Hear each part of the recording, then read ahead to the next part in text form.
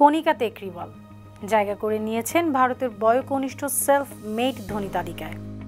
জীবনের প্রথম বিজনেস স্পিচে বিব্রত হয়ে তালগোল পাকিয়ে ফেলেছিলেন যে নারী, তিনি এখন ভারতের আকাশে উবার নামে খ্যাত জেট সেট গোয়ের মূল উদ্যোক্তা ও সিইও।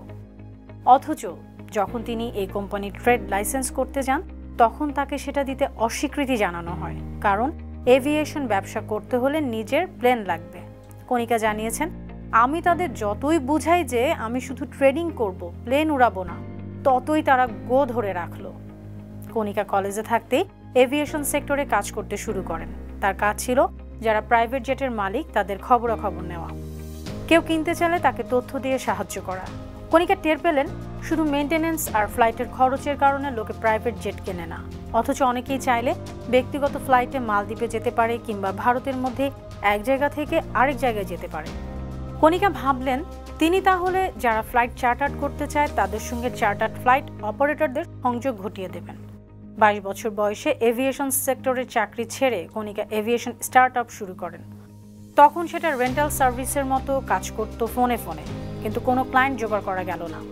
শুরু কিছুদিন পরেই কণিকার শরীরে কর্কট রোগ ধরা পড়ে, সেকেন্ড স্টেজ। চিকিৎসক বললেন খুব বেশি দিন বাঁচবেন না, 40তম জন্মদিনে এসে আপনার সঙ্গে দেখা করব। চিকিৎসককে সাফ জানিয়ে দেন কণিকা। 1 বছর পরে সুস্থ হয়ে আবার শুরু করেন তার প্রচেষ্টা। শরীর ঠিক রাখার জন্য ততদিন নিজেকে ম্যারাথন দৌড়বিদ হিসেবেও তৈরি করে ফেলেছেন।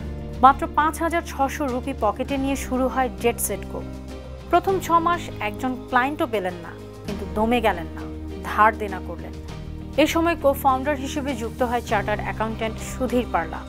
এর মধ্যে নিজের অভিজ্ঞতার আলোকে লোকজনকে প্রাইভেট প্লেন কেনার পরামর্শ দিতে শুরু করলেন।